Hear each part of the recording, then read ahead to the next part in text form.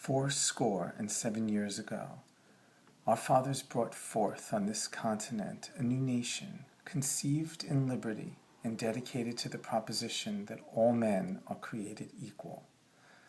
Now we are engaged in a great civil war, testing whether that nation, or any nation so conceived and so dedicated, can long endure. We are met on a great battlefield of that war.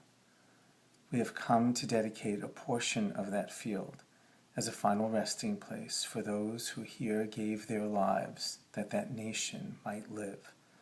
It is altogether fitting and proper that we should do this. But in a larger sense, we cannot dedicate, we cannot consecrate, we cannot hallow this ground. The brave men, living and dead, who struggled here, have consecrated it, far above our poor power to add or detract. The world will little note, nor long remember what we say here, but it can never forget what they did here. It is for us, the living, rather, to be dedicated here to the unfinished work which they who fought here have thus far so nobly advanced.